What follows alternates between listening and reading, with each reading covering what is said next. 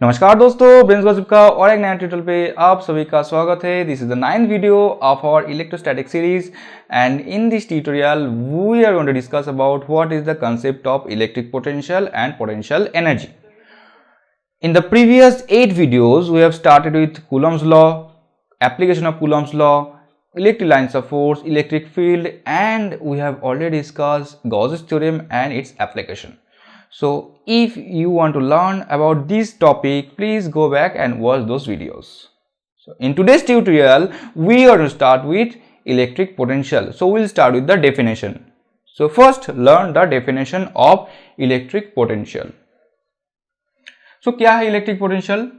It can be defined as the work done by an external agent in carrying a unit positive charge from infinity to a point in the electric field is called electric potential at that point. So इसका मतलब क्या हुआ? देखो बात को समझो, क्या है वो इलेक्ट्रिक पोटेंशियल क्या है? It is a kind of work done. कौन करेगा work done? By an external agent. So external agent के द्वारा जो वर्क डन होगा. क्यों वर्क डन होगा? अब ये क्वेश्चन पे आते हैं, क्यों वर्क डन क्यों होगा? एक्सटर्नल एजेंट वर्क डन क्यों करेगा? क्योंकि उसको कैरी करना पड़ रहा है. क्या कैरी करना पड़ रहा है? एक यूनिट पॉजिटिव चार्ज को कैरी करना पड़ रहा है. कहां से कहां तक? From infinity to a point of the electric field. Infinity से एक चार्ज को लेकर, यूनिट पॉजिटिव चार्ज को लेकर अगर किसी एक्सटर्नल एजेंट चाहे कि वो इलेक्ट्रिक फील्ड में ले आए, तो उसके लिए उस एक्सटर्नल एजेंट को एक वर्क डन करना पड़ता है. अब क्यों करना पड़ता है, ये क्वेश्चन पे आते हैं. देखो हम यहां पे कंसीडर कर लेते हैं एक चार्ज. ये चार्ज है पॉजिटिव चार्ज Q, ठीक है. और मेरे पास यहां पे क्या है? यहां पे है और एक पॉजिटिव चार्ज, जो हम हैं एक एक्सटर्नल एजेंट. और हम क्या कर रहे हैं? इस पॉजिटिव चार्ज को यहां पे धकेल कर इधर ले आ रहे हैं. क्यों धकेलना पड़ रहा है? क्यों फोर्स अप्लाई करना पड़ रहा है?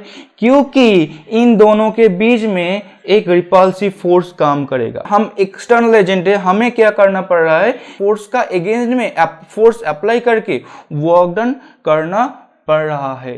तो हम हो गए एक्सटर्नल एजेंट और हम इस तरह से फोर्स दे रहे. अब देखो फोर्स जो है वो कांस्टेंट नहीं है. जब इंफिनिटी में है ये चार्ज, तब जाकर कोई फोर्स नहीं है. अब जितना हम नजदीक आ रहे हैं, तब जितना नजदीक आ रहे हैं फोर्स उतना बढ़ रहा है. जितना नजदीक आ रहा है वो रिपल्सिव फोर्स उतना बढ़ रहा है. और हम हैं एक बेचारा एक्सटर्नल एजेंट और हमें एक्स्ट्रा फोर्स अप्लाई करना पड़ रहा है इस वर्क डन करने के लिए. Okay, so this is why by this way we can define the work done by an external agent. अगर हम एक्सटर्नल एजेंट है तो मुझे वर्क डन करना पड़ेगा in carrying a unit positive charge. इसका वैल्यू क्या होगा? यूनिट पॉजिटिव 1 कूलम चार्ज होगा. From infinity to a point of electric field. Electric field में किसी पॉइंट में ले आना होगा इंफिनिटी से. is called the electric potential at that point. देखो फोर्स यहाँ पे है, फोर्स यहाँ पे है और डिस्प्लेसमेंट किधर हो रहा है? इधर. फोर्स इधर है ऑपोजिट डायरेक्शन में. डिस्प्लेसमेंट किधर हो रहा है? इनवर्ड. फोर्स किधर है? आउटवर्ड. ठीक है, तो इसलिए वर्क डन होगा. ठीक है, तो आओ अब हम लोग इस वर्क डन का यूनिट क्या होगा और इसका डायमेंशन क्या होगा वो हम लोग जान लेते हैं.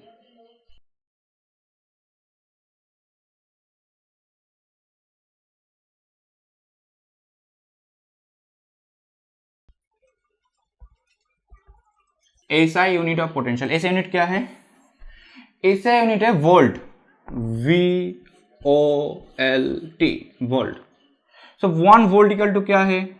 देखो 1 वोल्ट इक्वल टू है 1 जूल बाय 1 कूलम. ठीक है, क्यों? क्योंकि potential equal to work done by charge, unit positive charge बोला था इसलिए वर्क डन बाई चार्ज हो गया, ये हो गया हमारा पोटेंशियल, इसलिए 1 volt equal to 1 joule by 1 coulomb. अब इसका डायमेंशन क्या आएगा,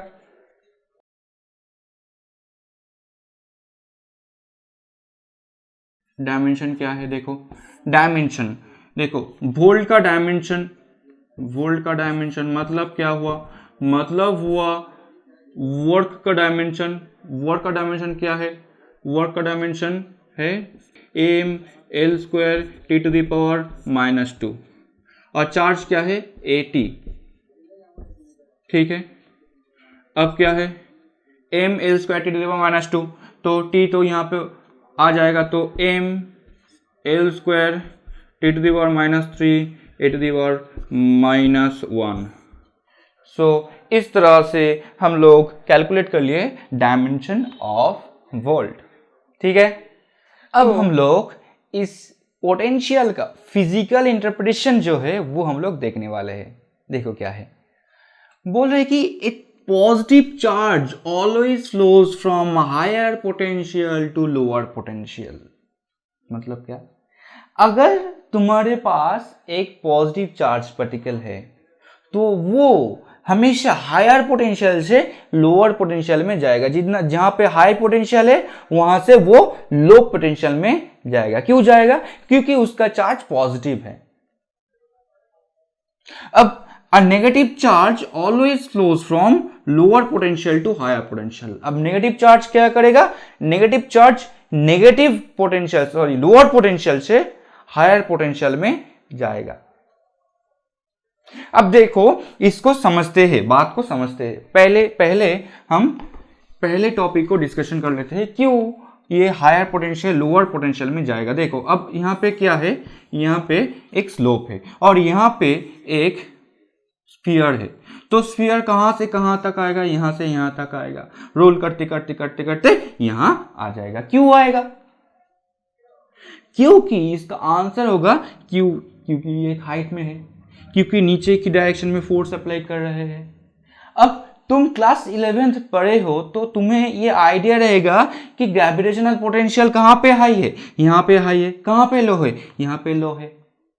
इसीलिए ये ब्लॉक ये स्फीयर नीचे आएगा। आया बात समझ में।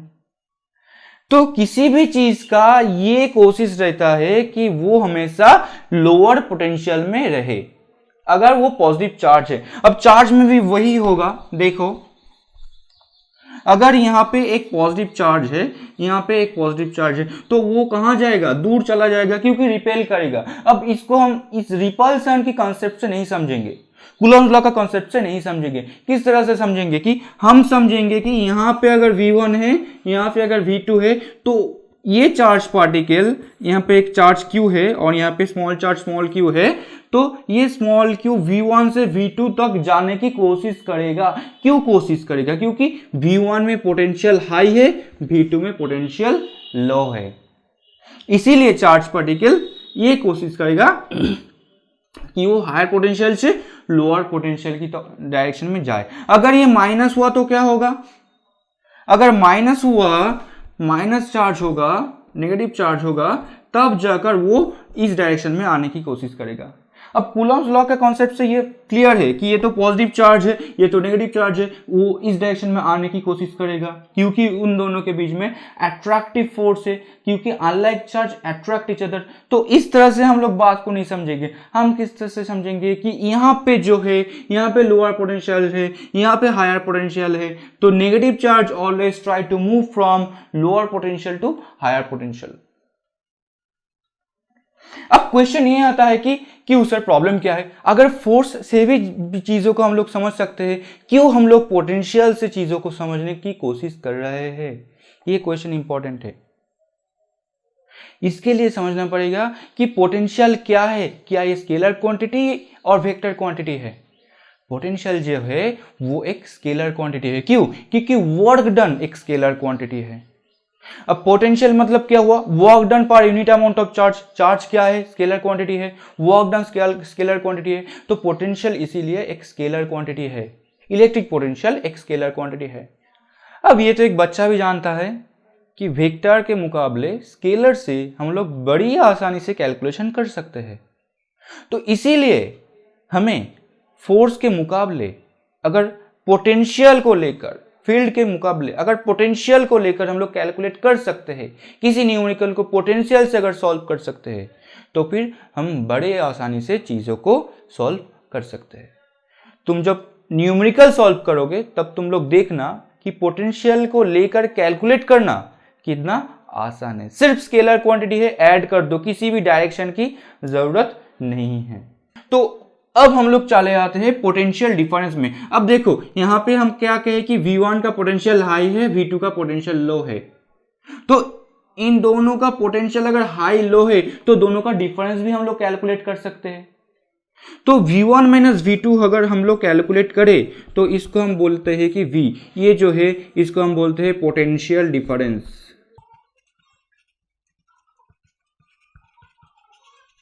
सो दोनों पॉइंट का अगर हम लोग पोटेंशियल निकाले, उसी पॉइंट का V1 पॉइंट का पोटेंशियल निकाले, V2 पॉइंट का पोटेंशियल निकाले, और दोनों का अगर अंतर कर दे, if we just subtract them, then the physical quantity we get, it's called potential difference.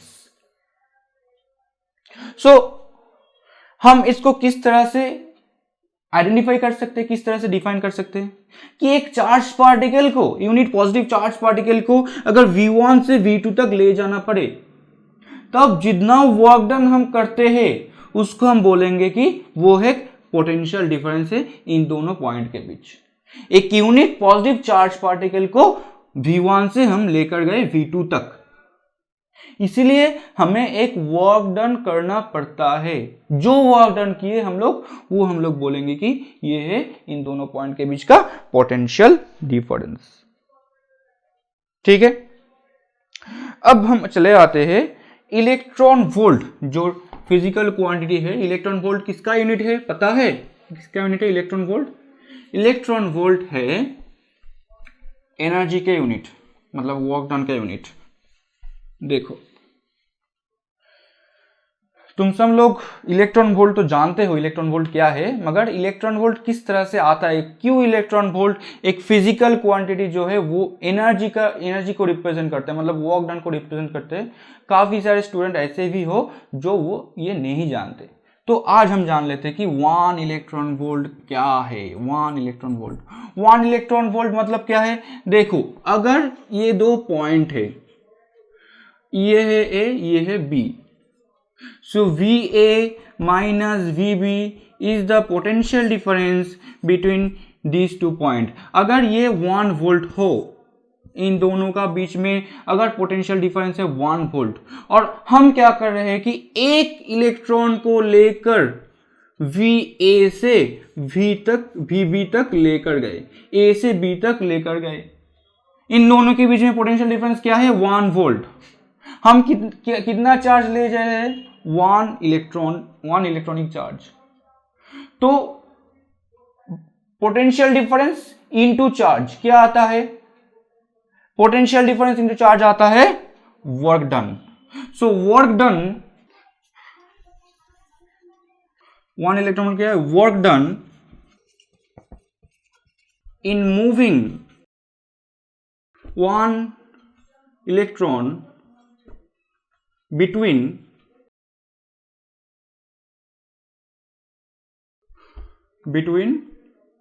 1 volt potential difference. अगर 1 वोल्ट पोटेंशियल डिफरेंस के बीच 1 इलेक्ट्रॉनिक चार्ज को मूव करते, उसको हम बोलेंगे कि 1 इलेक्ट्रॉन वोल्ट। तो इसीलिए 1 इलेक्ट्रॉन वोल्ट क्या होगा? एक वर्क डन है तो 1 electronic charge into 1 volt. 1 electronic charge क्या है? 1.6 इंटू 10⁻⁻19 कूलम इंटू 1 वोल्ट। अब कूलम इंटू वोल्ट क्या होगा? जूल होगा। इसलिए 1 electron volt equal to 1.6 into 10⁻⁻19 joule, क्योंकि 1 joule equal to 1 volt into 1 coulomb.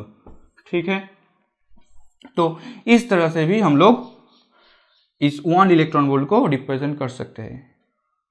ठीक है, अब यहां से और एक चीज आता है कि 1 coulomb equal to 1 joule by 1 volt. Okay, so coulomb की जगह अगर चार्ज की यूनिट में जूल पर वोल्ट भी लिखा हुआ है तो तुम समझना जूल पर वोल्ट मतलब क्या है, कूलम। ये भी किसी न्यूमेरिकल में अगर दे दिए कि 1 कूलम चार्ज कूलम में ना देकर जूल पर वोल्ट में दे दिए तो तुम क्या समझना वो क्या रिप्रेजेंट करता है, वो रिप्रेजेंट करता है चार्ज कूलम की यूनिट को। ठीक है, आया बात समझ में।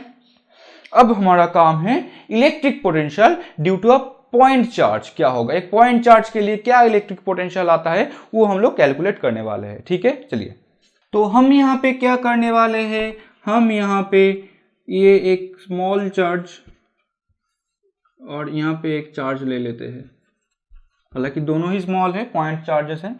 सो electric potential due to a point charge, किसके कौन सा पॉइंट चार्ज, इस पॉइंट चार्ज के लिए this is the point charge.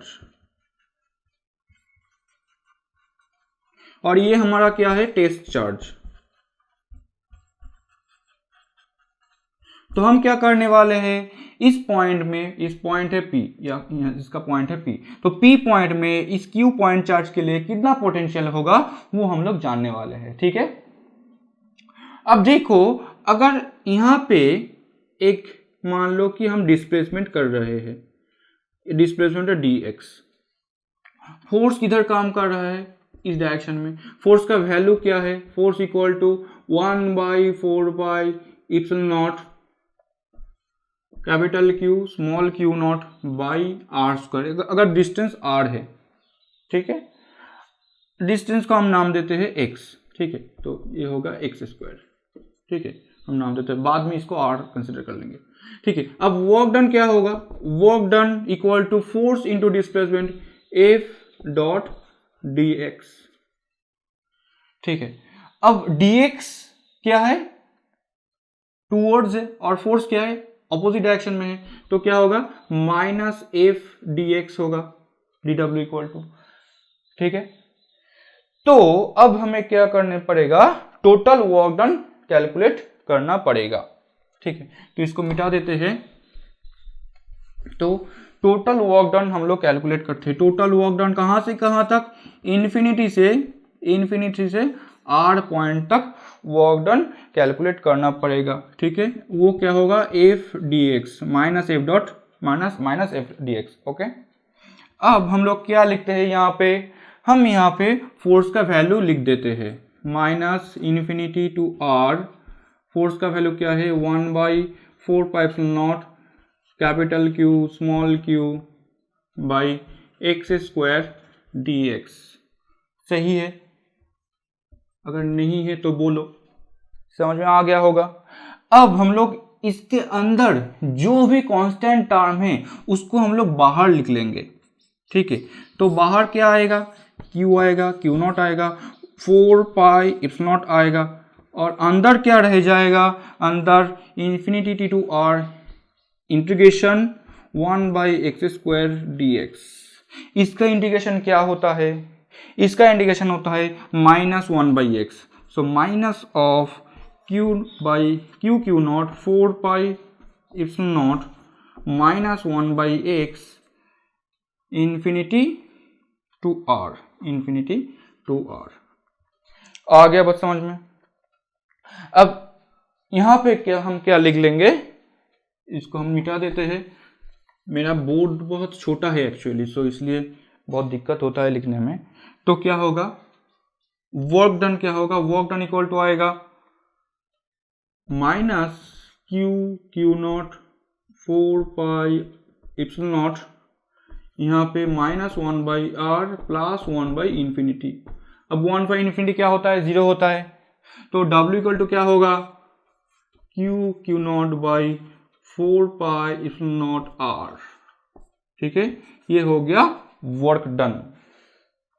तो अब हम लोग टोटल वर्क डन निकाल लिए। अब पोटेंशियल क्या है, work done for unit amount of charge, तो क्या आएगा Q by 4 pi epsilon not r। ये आ गया हमारा expression for a unit positive charge, इसका यूनिट क्या होगा, वोल्ट, VOLT, वोल्ट, इसका यूनिट है वोल्ट। तो ये हमारा आ गया किसका एक्सप्रेशन, पोटेंशियल का एक्सप्रेशन, किसके लिए, for a unit positive charge. आ गया बात समझ में। अब हम लोग क्या करने वाले हैं, अगर एक यूनिट पॉजिटिव चार्ज नहीं है, अगर ग्रुप ऑफ पॉजिटिव चार्जेस है, ग्रुप ऑफ चार्जेस है पॉजिटिव या नेगेटिव, तब जाकर क्या होगा वो हम लोग देखने वाले हैं। देखो अगर ग्रुप ऑफ चार्जेस है, ग्रुप ऑफ चार्जेस मतलब चार्ज डिस्ट्रीब्यूशन, जो हम लोग पढ़े थे पिछले चैप्टर में। देखो यहाँ पे क्या है, यहाँ पे 1 2 3 4 5 6 7 इस तरह का चार्जेस है, और यहाँ पे हम क्या करने वाले हैं, पोटेंशियल कैलकुलेट करने वाले हैं for Q1 Q2 Q3 Q4 Q5 इस तरह से, ठीक है। तो क्या होगा, potential, total potential equal to V1 plus V2 plus V3 plus V4 plus V5 and dot dot so on. ये क्या स्केलर एडिशन है और वेक्टर एडिशन है, ये स्केलर एडिशन है। क्यों, क्योंकि पोटेंशियल खुद एक स्केलर क्वांटिटी है, तो हमें ये सिर्फ स्केलर एडिशन करना पड़ेगा। तो पोटेंशियल क्या है, इसका डिस्टेंस क्या है, अगर ये R1 है, ये क्या है R2 है, ये क्या है R3 है, ये क्या है R4 है, ये क्या है R5 है, ठीक है। डिस्टेंस तो हमें पता चल गया, डिस्टेंस R1 R2 R3 हो गया। अब हमें ये लिखना है 1/4πε0 Q1/R1 Q2, यहाँ पे 4πε0 R2 प्लस Q3/4πε0 R3। तो इस तरह से आ जाएगा। अब अगर हम लोग यहाँ पे 1/4πε0 को कॉमन ले लेते तो क्या आएगा, Q1/R1 plus Q2/R2 plus Q3/R3 dot dot dot so on, इस तरह से आ जाएगा। तो ये आ गया हमारा टोटल पोटेंशियल। अगर चार्ज अपोजिट है, नेगेटिव है, तो फिर क्या आएगा, सिर्फ नेगेटिव हो जाएगा। अगर Q3 नेगेटिव है, मानो Q3 नेगेटिव है, तो क्या आएगा, यहाँ पे नेगेटिव साइन आ जाएगा। सो इस तरह से हम लोग टोटल पोटेंशियल कैलकुलेट कर सकते हैं फॉर अ चार्ज डिस्ट्रीब्यूशन और for a group of charge particles. तो अब तुम्हारे मन में एक सवाल आ सकता है कि डिस्क्रीट चार्ज पार्टिकल के लिए क्या पोटेंशियल होता है, वो तो हम लोग जान लिए, मगर कंटिन्यूअस चार्ज डिस्ट्रीब्यूशन के लिए क्या पोटेंशियल आता है। देखो अब कंटिन्यूअस चार्ज डिस्ट्रीब्यूशन, कितने टाइप का कंटिन्यूअस चार्ज डिस्ट्रीब्यूशन हम पढ़े थे, 3 टाइप का कंटिन्यूअस चार्ज डिस्ट्रीब्यूशन हम पढ़े थे। नंबर 1 आ गया line charge distribution. Line charge का लेंथ है L और टोटल चार्ज है Q, तो फिर लैम्डा इक्वल टू आएगा Q/L, ठीक है। तब जाकर हमें क्या करना है, पोटेंशियल इक्वल टू 1/4πε0 dQ/R, जहां पे R क्या है, उस पॉइंट से इस लेंथ का डिस्टेंस, ठीक है। और इंडिकेशन किसके ऊपर है, लेंथ के ऊपर। और हम ये लिख सकते हैं कि dQ equal to lambda dl, तो हम यहाँ पे लिख देते हैं λ/4πε0 इंटीग्रेशन ओवर L dl/R। इस तरह से हम लोग कैलकुलेट कर सकते हैं। तो अगर ये एक लाइन नहीं होकर अगर एक सरफेस हुआ तो क्या होगा, मानो कि यहाँ पे एक सरफेस है और इसके लिए इस पॉइंट पे हम लोग पोटेंशियल कैलकुलेट करने वाले हैं। ये एक सरफेस है, यहाँ पे क्या ds कैलकुलेट करना पड़ेगा, ds जो एलिमेंट्री एरिया लेकर हम लोग कैलकुलेट किए। तो यहाँ पे पोटेंशियल आएगा 1/4πε0, ठीक है। और यहाँ पे dQ/R सेम रहेगा, ये सरफेस इंडिकेशन होगा इसलिए ये S साइन होगा। तो यहाँ पे हम क्या लिखने वाले हैं, σ/4πε0 इंटीग्रेशन ओवर ds, यहाँ पे ds क्या है, एलिमेंट्री सरफेस है, बाई R, ठीक है। अब अगर वॉल्यूम चार्ज डिस्ट्रीब्यूशन के लिए हम लोग करने वाले हैं, यहाँ पे क्या है, एक वॉल्यूम है और इस पॉइंट P पे इस वॉल्यूम चार्ज डिस्ट्रीब्यूशन के लिए हम लोग पोटेंशियल कैलकुलेट करने वाले हैं। यहाँ पे क्या है, यहाँ पे हम लोग एक small elementary surface elementary volume dV calculate कर लेंगे, कंसिडर कर लेंगे।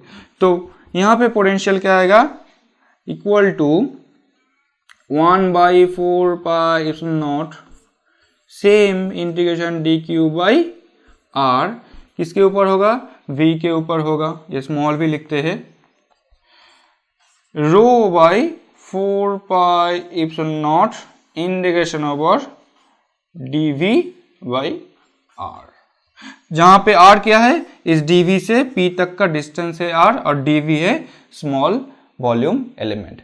सो इस तरह से हम लोग कंटिन्यूअस चार्ज डिस्ट्रीब्यूशन के लिए जो पोटेंशियल होगा वो हम लोग कैलकुलेट कर सकते हैं बड़े आसानी से, कोई प्रॉब्लम नहीं आएगा। ठीक है, अब यहाँ पे जो लेंथ का नेचर क्या है, सरफेस का नेचर क्या है, वॉल्यूम का नेचर क्या है, इसके ऊपर इस इंटीग्रेशन का वैल्यू डिपेंड करेगा। तो आज के वीडियो में इतना ही। नेक्स्ट वीडियो में हम लोग पढ़ने वाले हैं क्या होगा electric field due to a dipole, dipole का इलेक्ट्रिक फील्ड के यूनिफॉर्म इलेक्ट्रिक फील्ड के अंदर क्या कोई एनर्जी रहता है, अगर डाइपोल को हम लोग फॉर्म करना चाहे तब जाकर कोई एनर्जी लगता है कि नहीं लगता है, और भी ढेर सारे चीज़ को हम लोग जानने वाले हैं। तो आई होप कि इतना तक तुम्हें समझ में आ गया होगा कि क्या है पोटेंशियल, पोटेंशियल का यूनिट क्या होता है, पोटेंशियल डिफरेंस क्या होता है। तो इस तरह से आई थिंक तुम्हें सब कुछ समझ में आ गया होगा। तो सपोर्ट करते रहना, वीडियो को देखते रहना और प्लीज़ चैनल को सब्सक्राइब कर दो अगर अभी तक सब्सक्राइब नहीं किए हो तो। Bye bye, tata and stay safe.